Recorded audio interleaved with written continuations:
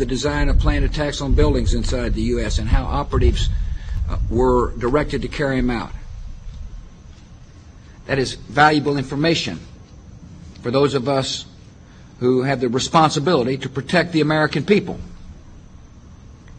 He told us the operatives had been instructed to ensure that the explosives went off at a point that was high enough to prevent people trapped above from escaping. He gave us information that helped uncover Al-Qaeda cells' efforts to obtain biological weapons.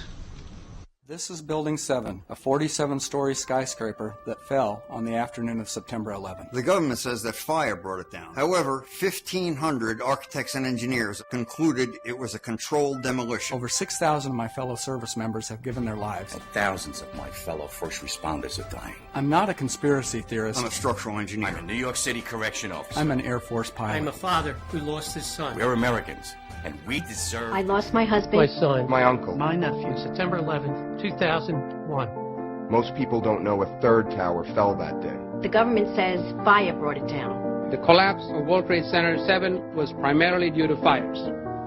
I, along with 1,400 other architects and engineers, have found the government's conclusion to be physically impossible. Impossible. We need the truth about what happened that day. Go to rememberbuilding7.org. Why it fell, why it matters, and what you can do.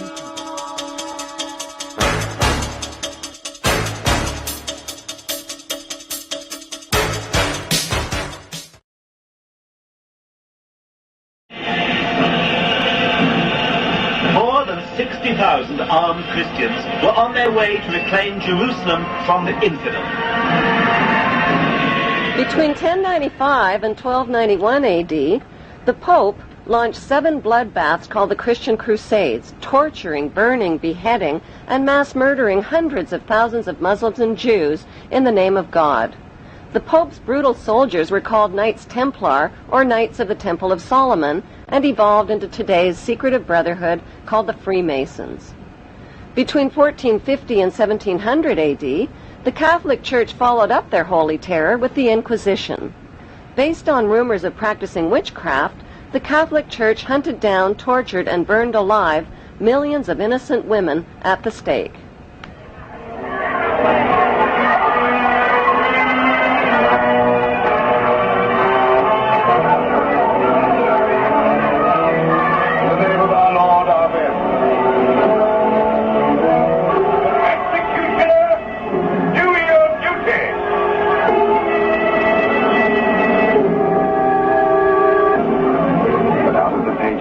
Is to emerge the one truth.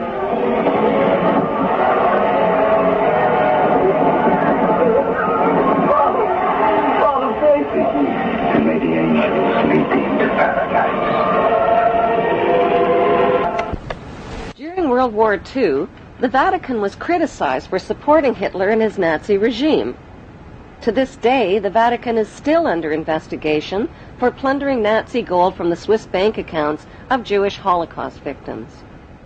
Over the past 5 decades, more than 1,500 priests and bishops have been identified in the sexual assault of tens of thousands of boys and girls in their trusting congregations and orphanages. Why is this filthy rich institution preaching spiritual values of poverty and chastity while cardinals, bishops, and priests cover up their crimes of sexual abuse? Why has the Church fought and resisted the compensation claims of their sexually, emotionally, and spiritually traumatized victims? Like Vatican City, London's inner city is also a privately owned corporation or city-state, located right smack in the heart of Greater London. It became a sovereign state in 1694 when King William III of Orange privatized and turned the Bank of England over to the bankers. By 1812, Nathan Rothschild crashed the English stock market and scammed control of the Bank of England. Today, the city-state of London is the world's financial power center and the wealthiest square mile on the face of the earth. It houses the Rothschild-controlled Bank of England, Lloyd's of London, the London Stock Exchange, all British banks, the branch offices of 385 foreign banks, and 70 U.S. banks. It has its own courts, its own laws, its own flag, and its own police force. It's not part of Greater London or England or the British Commonwealth, and pays no taxes.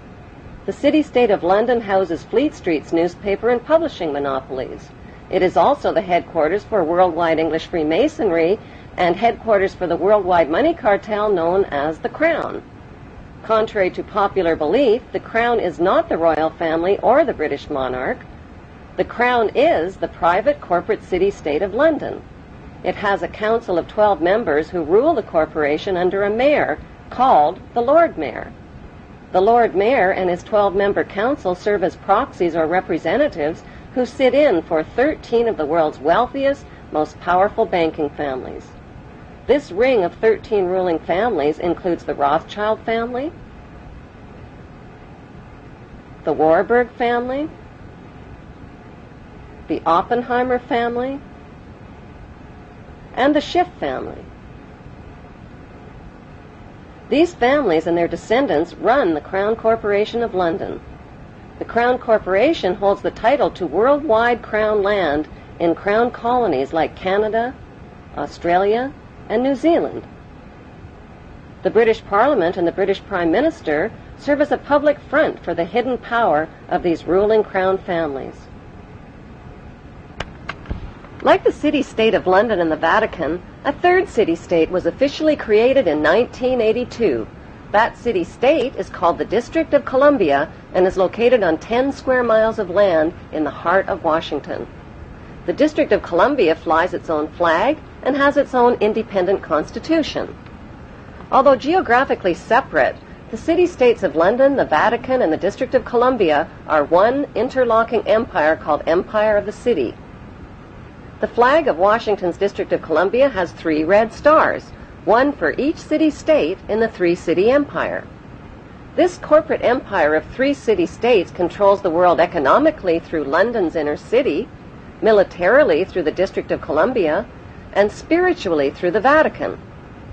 The Constitution for the District of Columbia operates under a tyrannical Roman law known as Lex Fori, which bears no resemblance to the U.S. Constitution. When Congress passed the Act of 1871, it created a separate corporate government for the District of Columbia. This treasonous act allowed the District of Columbia to operate as a corporation outside the original Constitution of the United States and outside of the best interests of American citizens.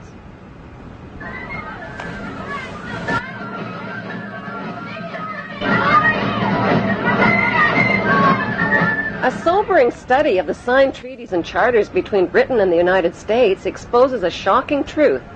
The United States has always been, and still is, a British Crown colony. King James I was famous not for just changing the Bible into the King James Version, but for signing the First Charter of Virginia in 1606. That charter granted America's British forefathers a license to settle and colonize America.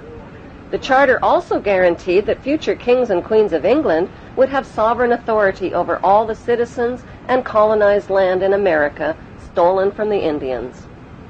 After America declared its independence from Great Britain, the Treaty of 1783 was signed. That treaty specifically identifies the King of England as the Prince of the United States and contradicts the belief that America won the War of Independence. Although King George III of England gave up most of his claims over his American colonies, he kept his right to continue receiving payment for his business venture of colonizing America. If America had really won the War of Independence, they would never have agreed to pay debts and reparations to the King of England. When Congress passed the 13th Amendment to the Constitution, the U.S. President was made subservient to the King of England. The 13th Amendment is called the Title of Nobility Amendment and forbids U.S. presidents and their officials from using royal titles like king or prince or baron. For some mysterious reason, the 13th Amendment, which was ratified in 1810, no longer appears on current copies of the Constitution. America's blood-soaked War of Independence against the British bankrupted America and turned its citizens into permanent debt slaves of the king. In the War of 1812, the British torched and burned to the ground the White House and all U.S. government buildings and destroyed ratification records of the U.S. Constitution. 1 century later, a corrupt U.S. Congress committed the biggest theft in world history. They passed Paul Warburg's Federal Reserve Act in 1913, handing over America's gold and silver reserves and total control of America's economy to the Rothschild banksters. Most Americans still believe that the Fed, or Federal Reserve, is the government. It is not. The Fed is a privately owned banking system whose majority Class A shareholders are the Rothschilds, Warburgs, Kuhn and Loeb, J.P. Morgan, Rockefeller, Israel Seif, and the Lehman Brothers. This private banking cartel is the Fed and is never audited and never pays taxes. They print and design America's money, which displays their symbols of an Egyptian pyramid, a Masonic all-seeing eye, and the words, "In God we trust." Who exactly is the God they trust? They also collect American taxpayers' money through the IRS. Then they loan it back again with interest to pay for roads, bridges, and other public works.